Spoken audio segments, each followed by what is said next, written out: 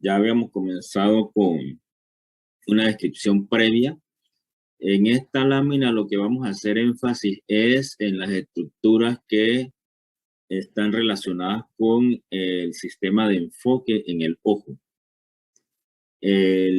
Obviamente la principal parte es aquí la lente o cristalino, pero el cristalino no se encuentra en el aire, vamos a decir así. Él está sostenido, alrededor de él hay una serie de ligamentos que también se le llama zónulas, y estos ligamentos a su vez están adheridos a este músculo que está aquí, que es el músculo ciliar. Por delante de ellos queda el iris, que es la parte coloreada, que no es continua, y la apertura que está en el centro es lo que llamamos la pupila. Entonces, este sistema de enfoque cambia las dioptrías del cristalino. ¿Cómo las cambia? Cambiando la tensión que tienen los ligamentos. Y eso hace que el diámetro antero posterior de la lente cambie, de manera que se pueden enfocar sus objetos cercanos y de esta manera se aumentan las dioptrías. Eso se logra por contracción muscular. Ahora lo vamos a ver. Hablando de las dioptrías, la totalidad del poder de refracción del ojo es alrededor de 59 dioptrías. Y eso surge de la sumatoria de todos los índices de refracción que presentan cada una de las partes del ojo. Para referencia, en el aire tenemos un índice de refracción de 1. Y de ahí vamos aumentando a medida que nos vamos moviendo a través del ojo. En la córnea tenemos 1.38, humor acuoso 1.33, en el cristalino 1.40 y 1.34. Entonces, como vemos, el cristalino es el que tiene el mayor índice de refracción. Sin embargo, hay que tener en cuenta lo siguiente, que la diferencia es más grande cuando pasamos de la fase de aire a la córnea. Cuando cambiamos hay una diferencia de 0,38. Entonces, hablando de esa córnea, es la parte anterior de la esclerótica y es una estructura transparente. A pesar de que ella es transparente, ella tiene 3 capas, como lo vemos aquí en el dibujo. La parte más externa es el epitelio, hay una capa intermedia que es el estroma y hay una capa interna que es, este es un dibujo artístico, abajo hay una fotografía electrónica de microscopía, de luz, mejor dicho, no electrónico. Y aquí arriba vemos entonces ese epitelio estratificado. A pesar de que hay varias capas de célula, nosotros vemos como si no hubiera nada, o sea que lo vemos transparente. Y aquí aparece el estroma y más abajo una pequeña capa bien delgada que es el epitelio. La córnea nos genera un poder de refracción de 44 dioptrías. Aquí en el estroma nosotros realmente no tenemos vasos sanguíneos, los vasos sanguíneos están acá abajo. Este es el endotelio de los vasos sanguíneos. Así que prácticamente ella se está nutriendo es por difusión. ¿Okay? El otro llamativo acerca de la córnea es que sí tiene terminaciones nerviosas libres, o sea que es una estructura muy sensible.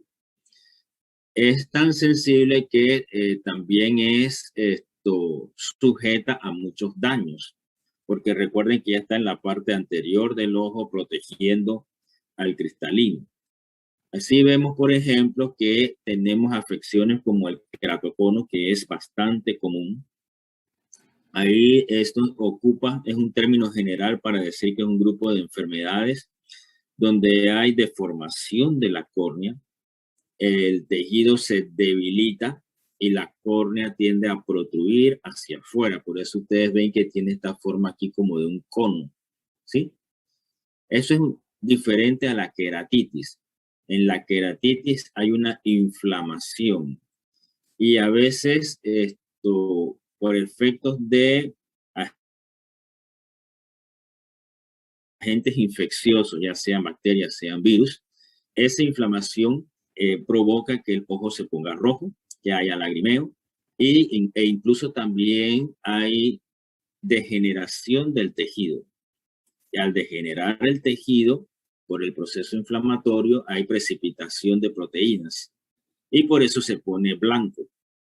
No hay problema si esa opacidad no está en el eje de visión, pero si está en el eje de visión, la persona pierde mucho de la visibilidad. Ese cristalino no es una lente positiva o biconvexa perfecta, para nada. De hecho, ella tiene la cara anterior que es más plana que la cara posterior, como lo vemos aquí en este dibujo. Si nosotros lo viéramos con mayor detalle, vamos a ver que hay una capa de células epiteliales, ¿verdad? Y en el centro hay un núcleo. Entre ellos hay una sección que le llamamos corteza. Toda la estructura es transparente. Y allí hay movimiento de líquido, movimiento de agua y hay movimiento de iones.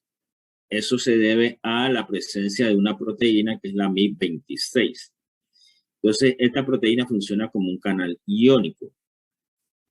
Crea un sinsitio, hay un movimiento de agua, un movimiento de iones, un movimiento de cargas. Por eso, cuando el cristalino pierde sus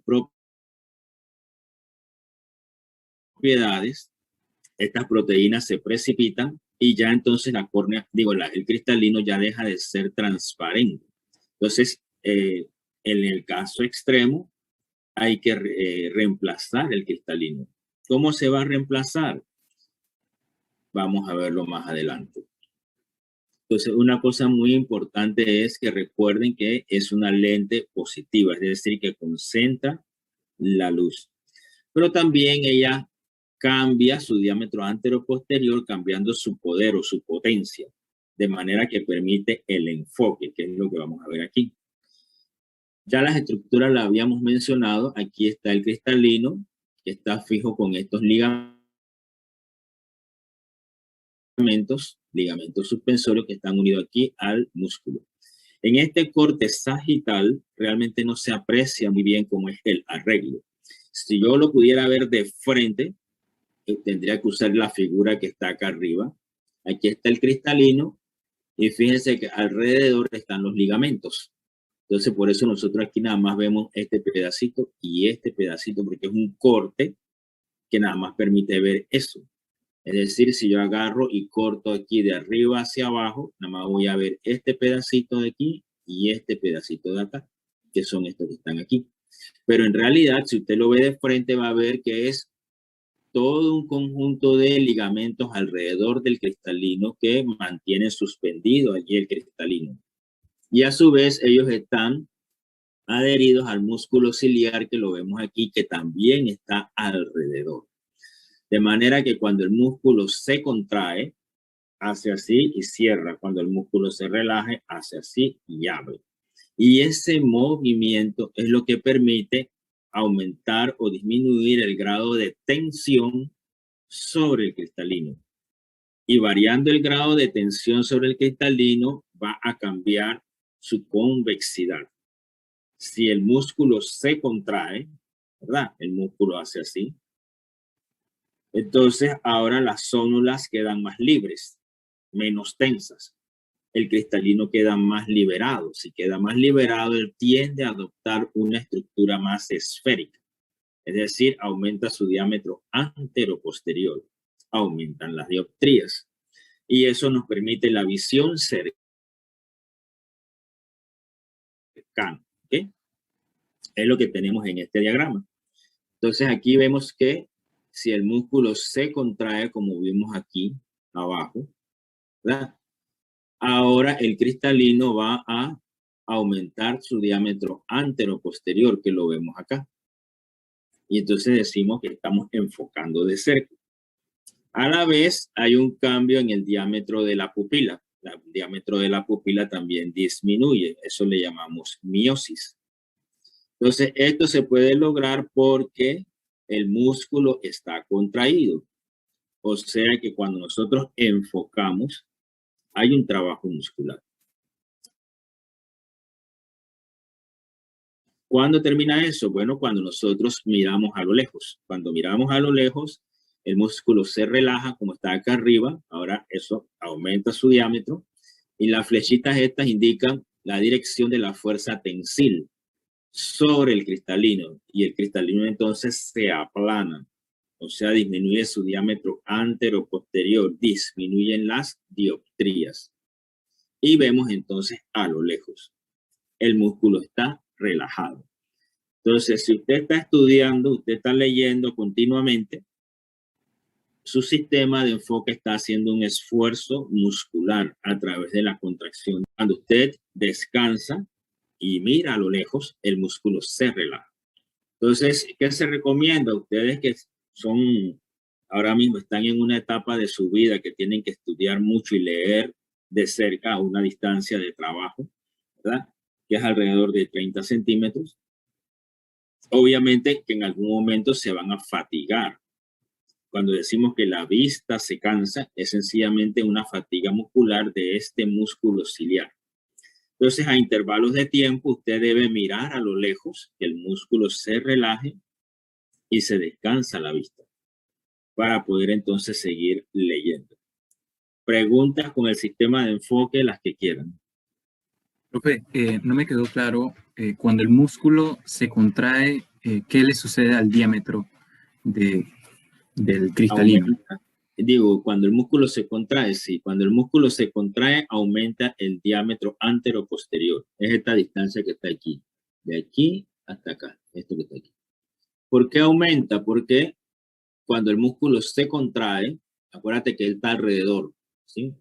El músculo ahora se cierra y al cerrarse, ahora los ligamentos están menos tensos. Entonces, como ellos están menos tensos, ejercen menos fuerza sobre el cristalino. Y el cristalino, por su naturaleza, tiende a adoptar una forma más esférica, porque él quedó liberado de esa tensión que ejercen los ligamentos sobre él. Y al adoptar esa forma un poco más esférica, su diámetro AP o anteroposterior aumenta. Y eso hace que aumente su poder. Es decir, que puede hacer la convergencia más cercana. Otra pregunta. ¿Seguros? Ok. Entonces, si ese cristalino tiene algún daño, que es muy común con la edad, ¿cuál es ese daño? Bueno, que se van precipitando proteínas y otras sustancias. Eso hace que el cristalino sea opaco, ya deje de ser transparente. Eso es lo que conocemos como cataratas. Generalmente están ocurriendo después de los 60 años. Sin embargo, hay familias que tienen predisposición genética a las cataratas. Y en esa familia las personas tienen 35, 40, 50 años y ya tienen cataratas, ¿sí? Entonces hay que cuidarse porque la persona eventualmente pierde la visión. Entonces, esta cirugía se trata entonces de reemplazar la lente, es una prótesis. ¿Qué se debe hacer? Lo que se debe hacer es, obviamente, primero anestesiar al paciente, ¿verdad? Pues este puede ser cualquiera de ustedes que les guste esta rama. Con este estereoscopio usted va a examinar, se aplica anestesia, se ponen separadores y se procede a hacer una pequeña incisión. A través de esa incisión se inserta, ¿verdad?, una sonda con ultrasonido. Las ondas ultrasónicas terminan destruyendo el material precipitado y se extrae.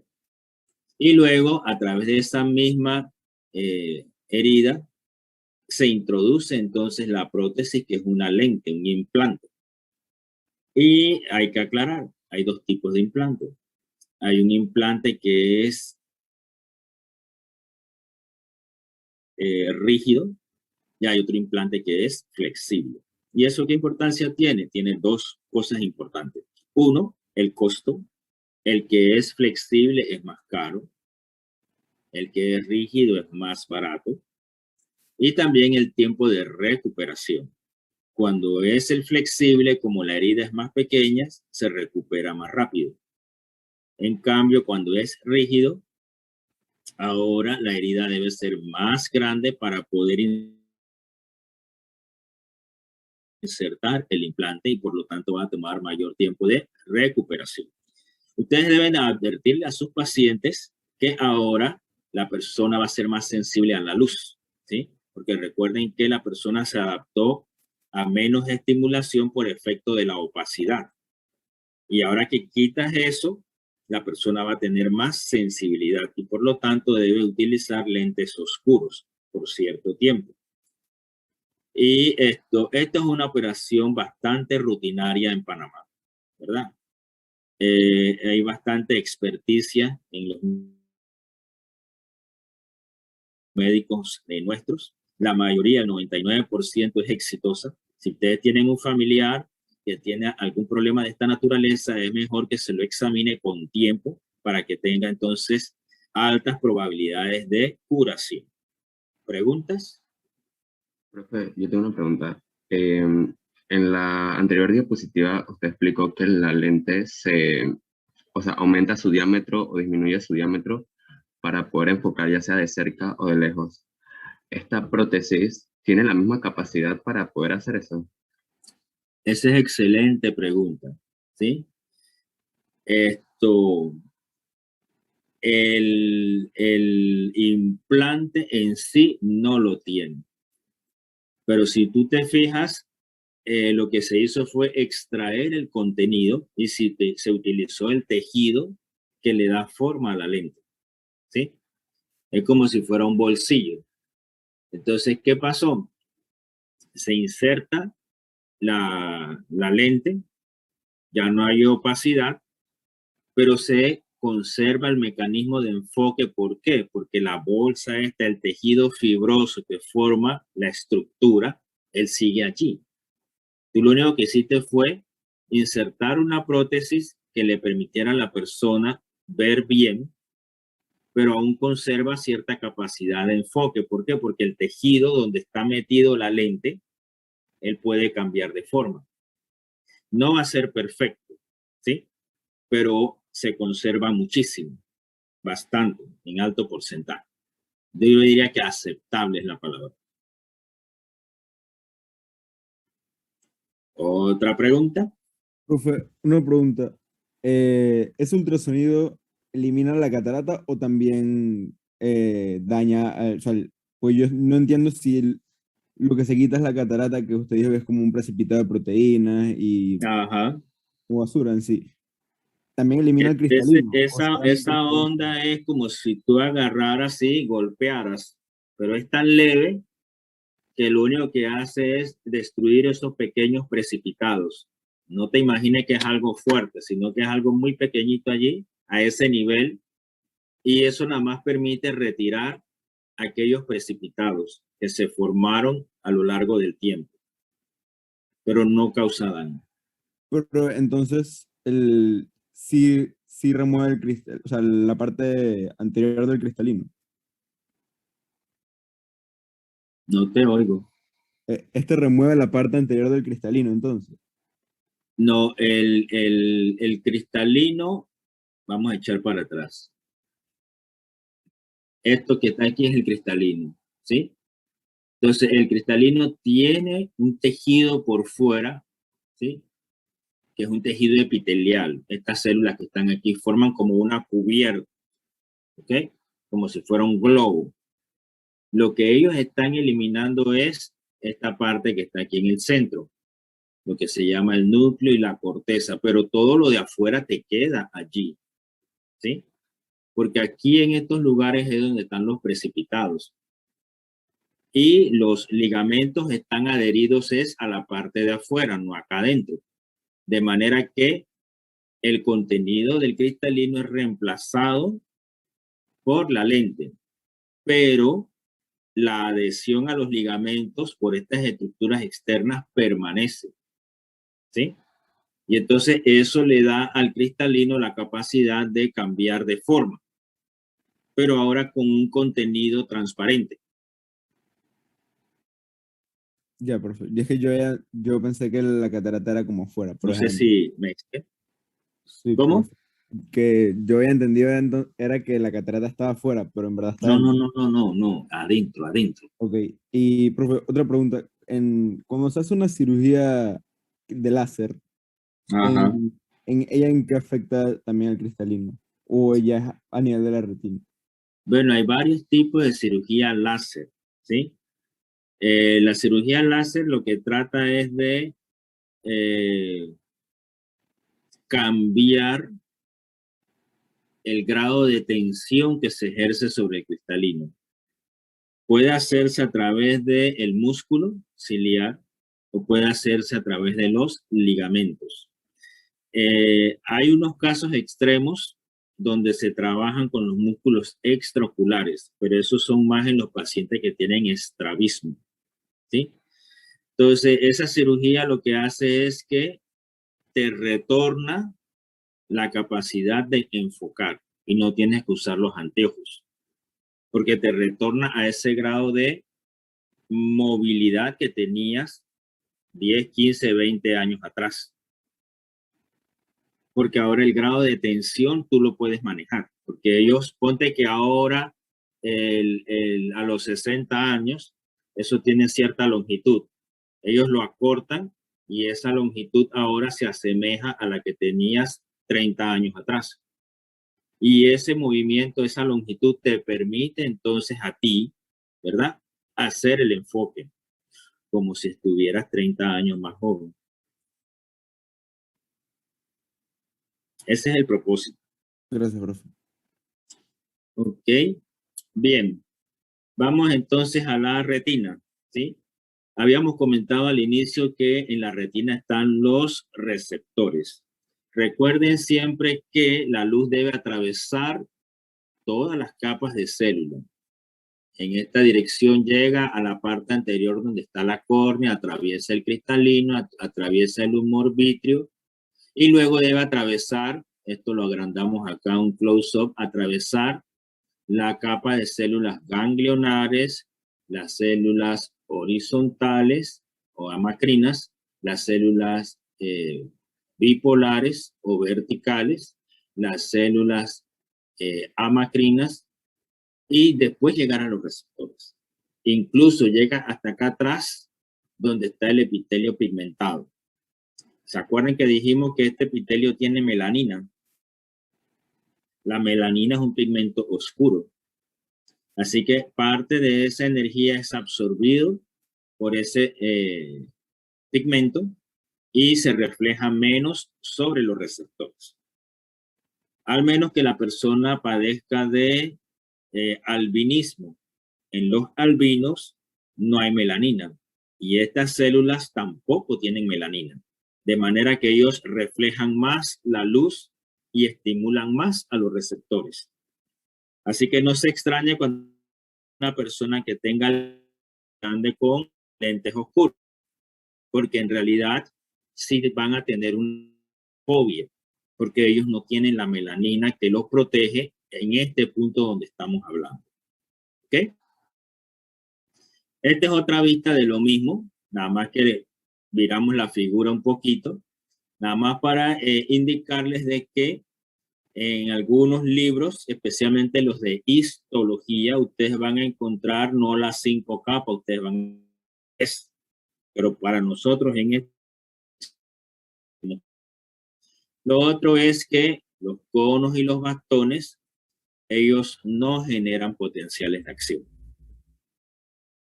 Ellos generan una respuesta que le llamamos on-off, es decir, alguna parte de ese campo se estimula y otra se inhibe. Y ese cambio afecta entonces a las células horizontales o a las células verticales y eventualmente se van a excitar al final las células ganglionares. Las células ganglionares son las que generan el potencial de acción.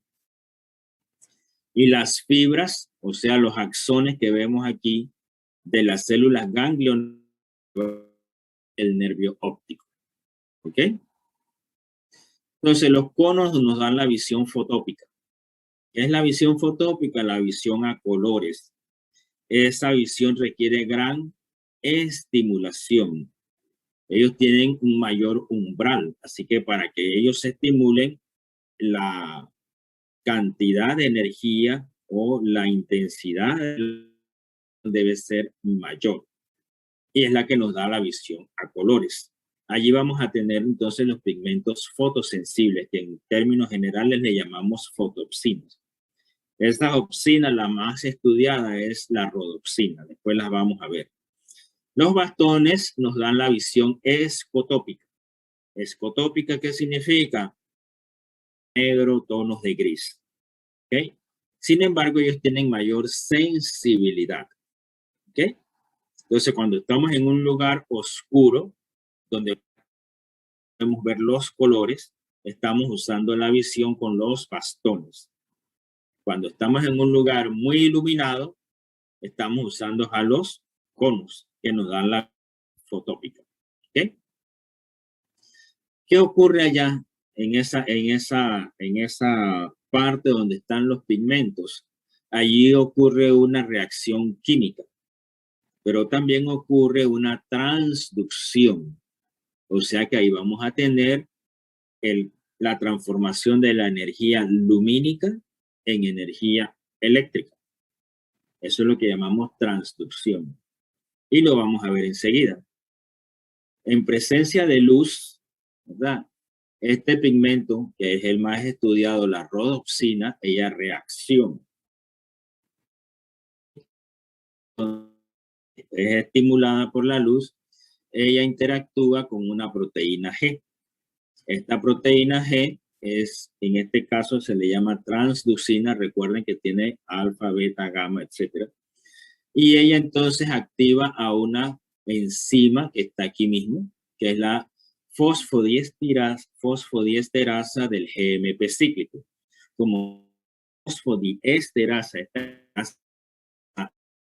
cíclico en 5' GMP. Tiene es que el GMP cíclico tiene el canal de sodio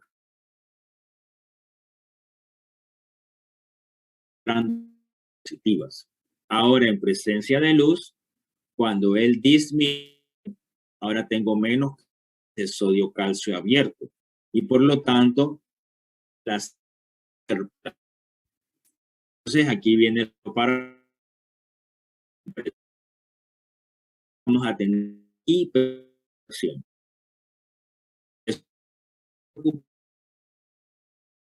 Porque estas células no generan potencial.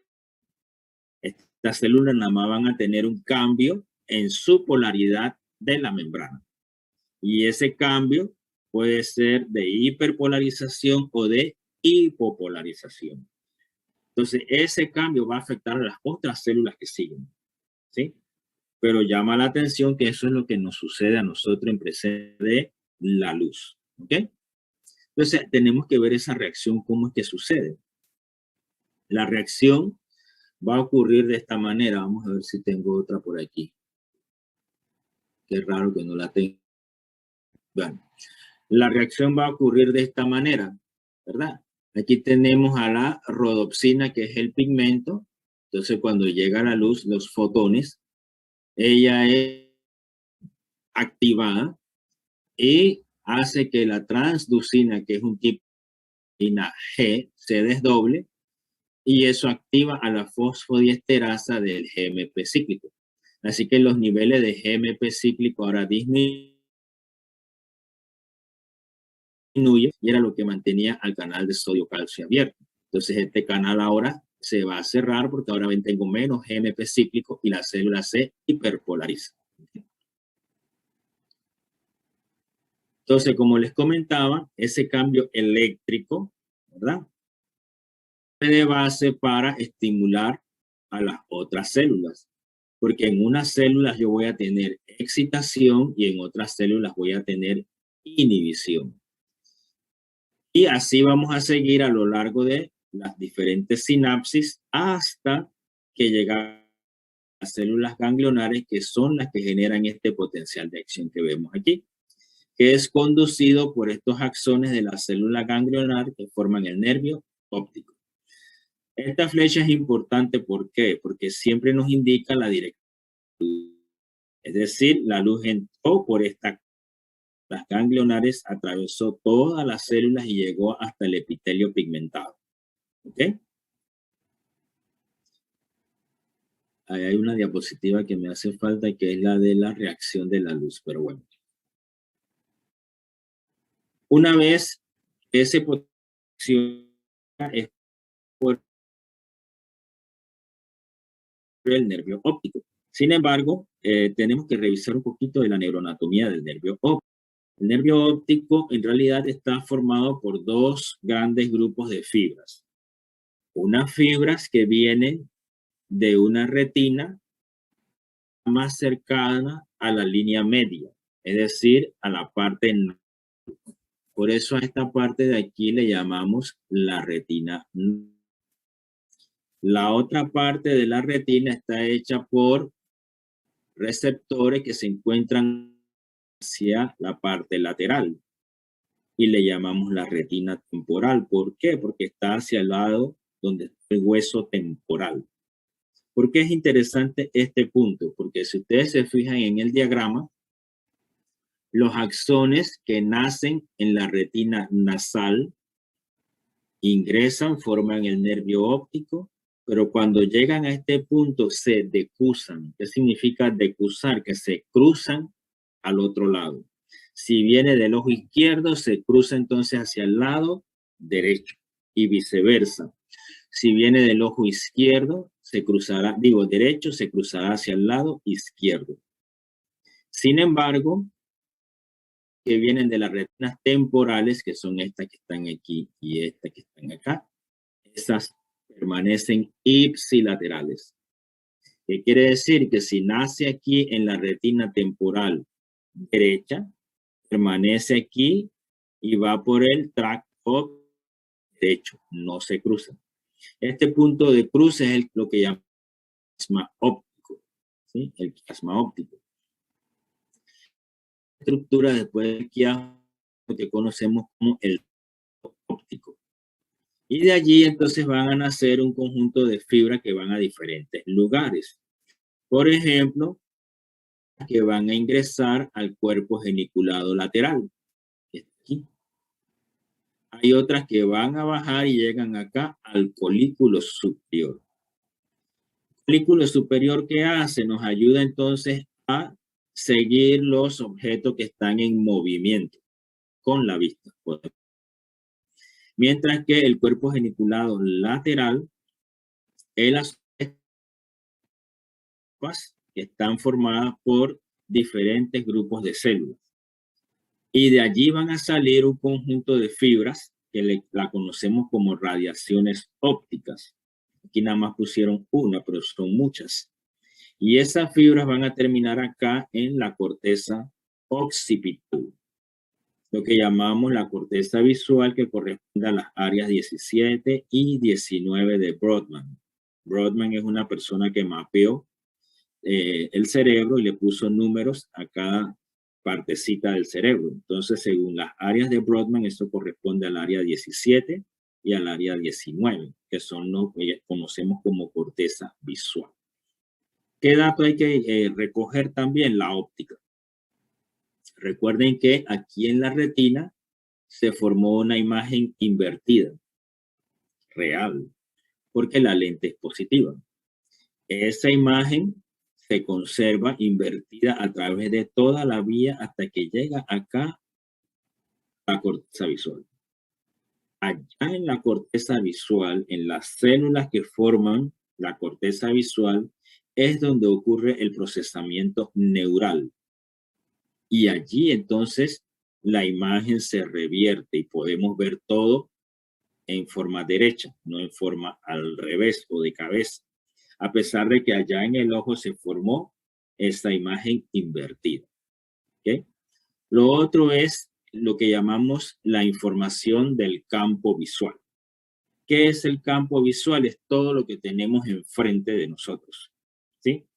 Si nosotros mantenemos la cabeza fija, la mirada fija, y no nos movemos, todo lo que nosotros podemos ver de esa manera es nuestro campo visual, que es aproximadamente de casi 180 grados. Si yo tapo un ojo, tendría solamente el campo visual del ojo descubierto, ¿sí? Y eso es lo que nosotros vemos acá. Acá afuera está el campo visual. Aquí en rojo pusieron el campo visual izquierdo y acá el campo visual derecho. ¿Qué sucede?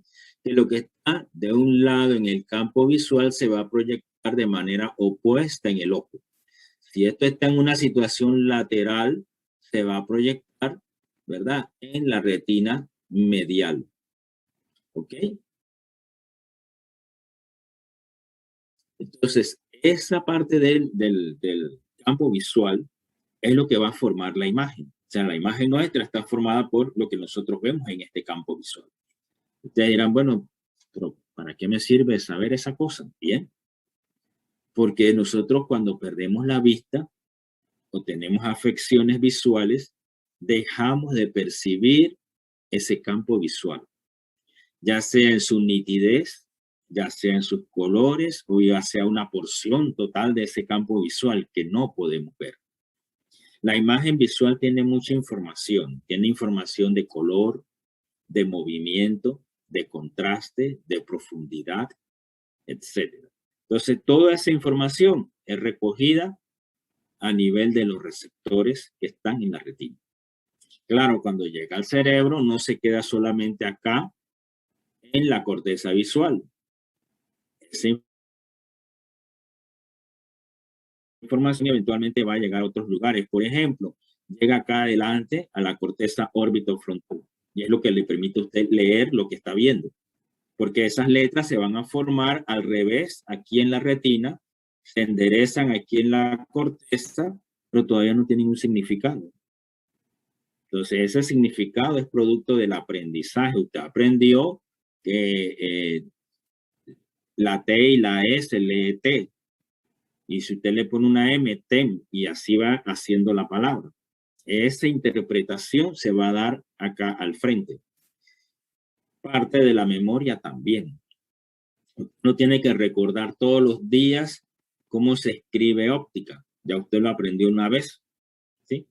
Se da cuenta, por ejemplo, que en la gráfica acá abajo dice óptica y no tiene tilde en la O. Radiación tampoco tiene tilde en la O. Ese tipo de aprendizaje y ese tipo de análisis lo va a hacer allá en la corteza frontal, no lo hace la corteza occipital. ¿Ok? Preguntas de la vía. Tengo una pregunta. Por ejemplo, entonces, si ocurriese algún trauma, no sé, o que las células de la parte verdecita que están ahí empezasen a morir, eso va a repercutir que nuestra, digamos que la visión, o sea, nuestro campo visual derecho se pierda, pues. O sea, digamos que si ocurre algo en el lado izquierdo, lo que perdemos es la visión en el lado derecho. Definitivamente que sí. Para eso tú tienes que examinar al paciente. Entonces vamos a entrar en esa parte que es que ustedes van a examinar desde el punto de vista óptico y desde el punto de vista neurológico en la visión. Aquí comenzamos con lo que usted acaba de decir, ¿verdad? Usted habló de una lesión acá atrás en la corteza. Vamos a comenzar desde allá adelante. Si yo comienzo aquí, esta rayita negra que está aquí me dice que está lesionado el nervio óptico derecho. Si yo tengo lesionado el nervio óptico derecho, entonces significa que el campo visual de este ojo derecho no lo veo. Por eso está aquí negro. En cambio, con el ojo izquierdo que está sano, el nervio óptico aquí no tiene problema, el campo visual del ojo izquierdo está bien. Y ellos lo indican que está blanco. Entonces, cuando yo no veo ese campo visual, eso se llama anopsia. Anopsia, sin H, anopsia. Después de la O, una P, y después una P, una S, anopsia. ¿Ok? Si seguimos, vamos a ver aquí una lesión interesante. Aquí estamos hablando de que hay una lesión en el quiasma óptico. Entonces, Recuerden que como es una lente positiva, va a recibir, ¿verdad? En la retina los rayos que vienen en sentido contrario, ¿sí? Y esas fibras que vienen en ese lado de la retina son las que van a cruzarse aquí en el quiasma. En otras palabras, lo que está proyectado aquí en la retina nasal, yo no lo veo, ¿sí? Y eso corresponde a mi campo más lateral. Y si yo veo la figura en este ojo derecho, mi campo más lateral es este que está aquí. No lo puedo ver. ¿Okay? Lo mismo va a suceder en el ojo contralateral. Estas fibras que vienen aquí se van a decusar, pero no lo pueden hacer porque es la lesión. Y ellas llevan la información del campo más lateral. Así que igualmente aquí el campo lateral yo no lo puedo ver, pero este que está más medial sí lo puedo ver. ¿Este sería un caso de anopsia? No, No, ¿por qué no? porque anopsia es cuando se priva totalmente la visión. Exactamente. Entonces, ¿cómo sería esta? Otra cosa que no era. Ahí, ahora sí. Entonces, ¿cómo sería el nombre? Anopsia media. Una anopsia media, ¿no? A eso le llamamos hemianopsia. Hemi, que sería la mitad, ¿cierto?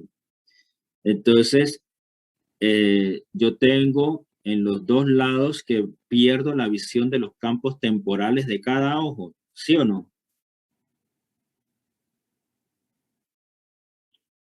Según la figura.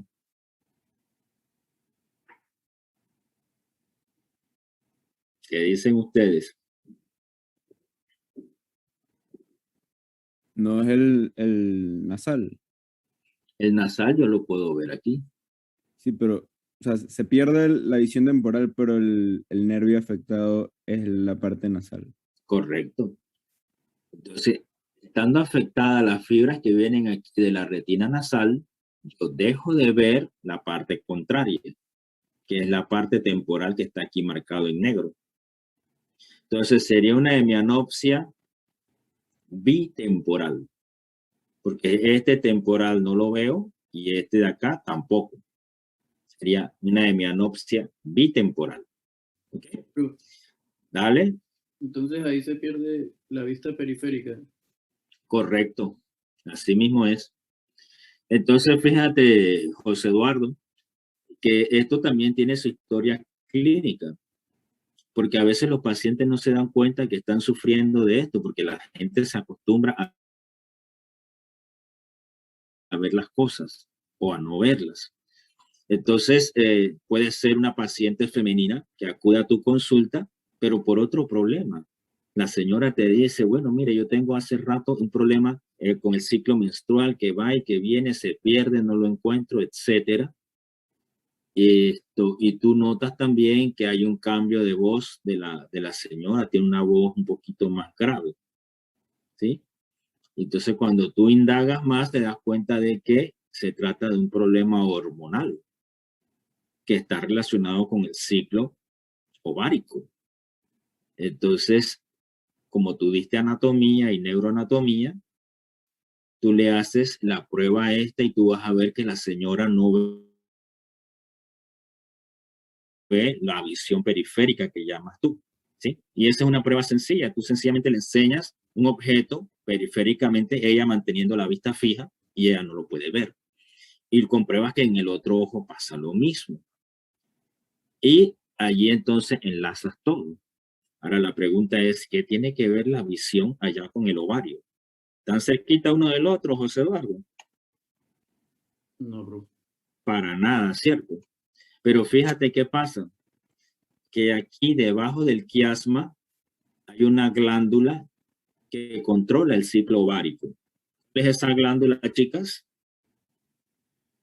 Mujeres al poder.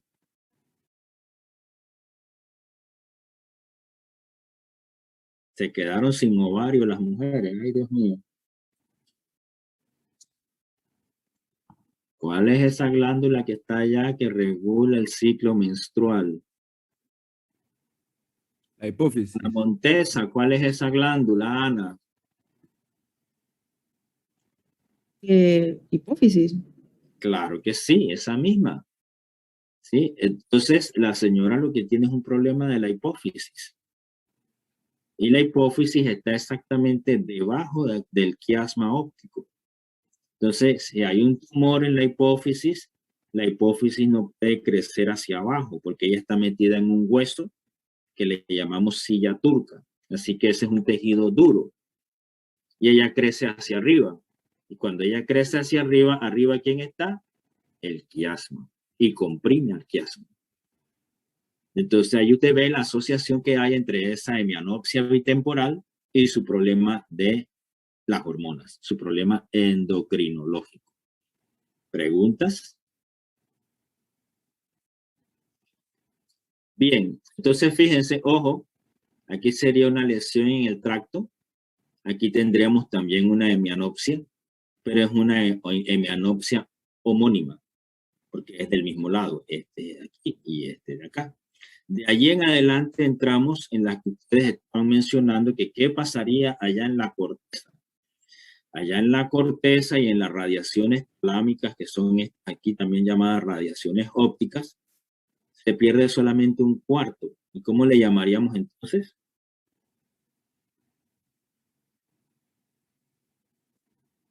¿Nadie? De Luca, ¿cómo le llamamos a esa donde nada más se perdió un cuarto del campo visual? Se quedó calladito De Luca. Brian, ¿cómo le llamamos? Estoy buscando el prefijo. Es fácil, las cuadrantinopsias. Ahora, ¿por qué se pierde solamente un cuarto? Es un asunto espacial. Acuérdense que estamos viendo esto en 2 dimensiones nada más, pero en la vida real eso tiene 3 dimensiones. Así que si yo tengo así el conjunto de fibras, voy a tratar de ponerlo aquí en la mano, ¿verdad? Y yo nada más que daño una, me quedan las otras 3. Así que esta que no veo es el cuadrante S, pero las otras están sanas. Por eso le llamamos de ahí en adelante cuadrantinopsia, porque depende de la disposición de las fibras, ¿sí? Entonces nos queda evaluar el sistema, ¿verdad? Y esto es lo que llamamos campimetría. Eso que ustedes vieron previamente, esos son campimetrías. En la campimetría usted determina cómo está la visión de ese campo visual en cada ojo. Se puede hacer manual, como yo les decía, usted le presenta el objeto en diferentes lugares y la persona le va diciendo, aquí lo veo, aquí no lo veo, aquí lo veo, aquí no lo veo. Vamos a ver si se lo podemos poner por aquí. Usted le dice aquí, bueno, aquí le dice que lo ve, aquí le dice que ya dejó de verlo, por acá también, por acá también. Entonces usted le va enseñando que la persona tiene la mirada fija en un punto central y cada vez que la persona deja de ver, usted hace una marca. Y entonces lo único que tiene que hacer ahora es unir estos puntos, ¿verdad? Y allí va a tener el campo visual de ese ojo que usted exploró. Eso lo puede hacer en la consulta tranquilamente.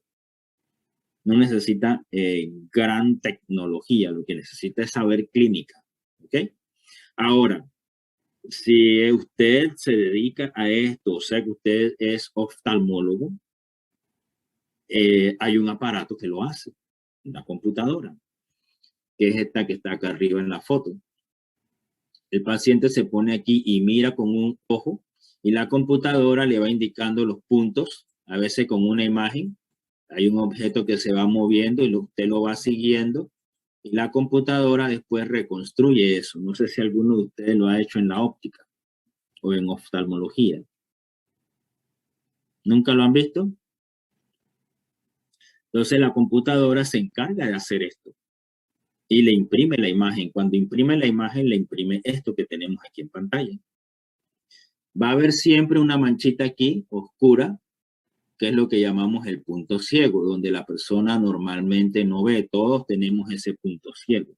La pregunta es, ¿por qué nosotros no vemos en ese pedacito de la retina? ¿Qué hay allí o qué no hay allí que nosotros no podemos ver allí? Le llamamos el punto ciego. ¿Qué piensan ustedes? Nadie tiene la mínima Nervio. idea de qué está pasando. A ver, El nervio, profe. el nervio, exactamente. Allí no tenemos receptores, allí tenemos en la salida del nervio óptico. Entonces, todas las otras figuras que vemos allí, esas manchas oscuras, es lo que nosotros llamamos escotomas. Y son porciones del campo visual que la persona no ve. Sencillamente porque tiene o la retina lesionada o parte de la vía lesionada. ¿Sí? La agudeza visual es bastante común. ¿Sí? Aquí mismo en el laboratorio de nosotros lo hacemos. Se puede hacer con ayuda de computadora o se puede hacer con la cartilla de Snellen. ¿Sí? La cartilla de Snellen es esta que está aquí, que creo que alguna vez ustedes la han visto, que tiene una letra E grandota. ¿Lo han visto antes? Sí, profe. Sí. Profe. Ok, ¿verdad? También se puede hacer con computadora. Entonces, cada una de esas letras le llamamos optotipo. ¿Qué ventaja tiene la computadora? La computadora se puede hacer a una distancia más cercana y la computadora genera muchos optotipos, muchas combinaciones, de manera que el paciente no se lo puede memorizar. En la computadora también se generan imágenes para las personas que no conocen las letras o en los niños, ¿sí? Están estos aparatos en el mercado que los tenemos allá en el laboratorio, pero por asuntos de pandemia no los hemos podido utilizar. Y con estos aparatos también nosotros podemos medir la agudeza visual directamente. Estos aparatos van con un software en la computadora que nos permite imprimir los resultados, todavía mejor. Si no tenemos nada de eso, lo hacemos a la antigua con la cartilla o la tabla de Snellen, que es esta que está aquí. Y eso nos va a dar un resultado en fracción. Si ustedes ven, hay un número 6 aquí, ¿verdad? Y hay una línea que tiene las letras, ¿verdad? Que dice E, D, F, Z, E, P, etcétera. Y hay otra acá abajo en rojo que dice D, E, F, P, O, T, S. Y al lado hay una fracción que dice 2020. De ahí viene el famoso 2020, que uno ve bien. ¿Qué significa eso? Bueno, que usted a esa distancia de 20 pies, usted ve esa misma línea que el sujeto estándar ve a 20 pies. ¿Eh? Entonces, si yo voy hacia arriba, ustedes van viendo que los optotipos son más grandes. ¿Sí? ¿Qué significa eso? Que yo tengo que acercarme para poderlo ver. O sea que mi visión es pobre, tengo miopía. Entonces, mi problema se va agravando a medida que ese denominador se va haciendo más grande. Por ejemplo, 20-70, ¿qué significa? Que allá el estándar bien lejos a 70 ve esa línea, pero yo tengo que estar acá cerca a 20 para poderla ver. Entonces eso me pone en desventaja. Me dice que yo estoy miope. Si vamos de la línea roja hacia abajo, es todo lo contrario, que yo estaría mejor que el estándar, ¿sí? Entonces, si yo estoy por allá abajo, ya yo no tengo miopía, yo tengo hipermetropía, que en realidad no es del todo mala. Hipermetropía nada más significa de que usted todavía tiene mejor agudeza visual, y eso ocurre frecuentemente en los niños. Pero después, conforme entran a la adolescencia, ocurren los cambios del crecimiento y el niño se le ajusta la visión a 20/20, ¿verdad? Al joven ahora que ya sería. Y así vamos. Vamos a dejarlo hasta aquí. Ya la otra que seguía, bueno, podemos verle al astigmatismo antes que el tiempo ya se nos está yendo. En la de astigmatismo, aquí tenemos la cartilla de astigmatismo, que es como si fuera un reloj, Lo interesante es que estos 3 rayos que aparecen aquí, si usted tiene defectos en la superficie de la córnea, esos 3 rayos usted no los puede distinguir, usted nada más ve una mancha allí. Y de esa manera usted se da cuenta en qué parte de su ojo está esa lesión. Esto puede tener combinaciones, puede tener astigmatismo con miopía. No sé si hay alguien en el salón que tenga esa situación. Yo, ¿Nadie? profe. Por ahí hay uno, Brian, ¿verdad? ¿Tu miopía desde cuándo es, Brian? En un ojo es de 3, creo que más 3.25 y en el otro 3.50. Wow. ¿Y desde cuándo comenzó?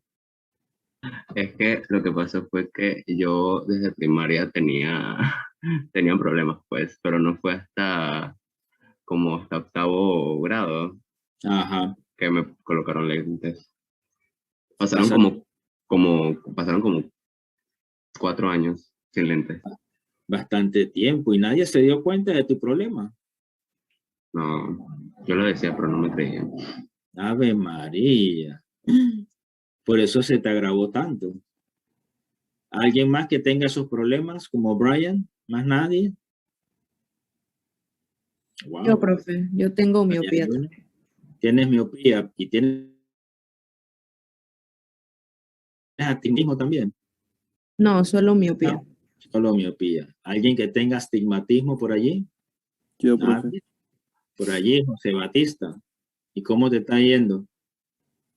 ¿Mejoró? Pues- ¿Empeoró? Pues antes me daba mucho dolor de cabeza, ya con los lentes ha mejorado eso. Pero tengo, creo que astigmatismo en un solo ojo y miopía en los dos, si mal no recuerdo. Como que no te acuerdas. Es que la resta se me perdió. Yo ya ni me enfoco en mi vista. No puede ser, no se descuiden. Miren, hay una premisa. Usted no puede cuidar a los demás si usted no se cuida a usted mismo. O sea que como médico ustedes se tienen que cuidar también. No se crean que los médicos también se enferman, ¿sí? Así que si usted quiere cuidar a otra gente, también tiene que usted mismo cuidarse. Bien, entonces en la próxima clase vamos a ver el asunto de visión a colores. ¿Servidos? Al menos que tengan alguna pregunta.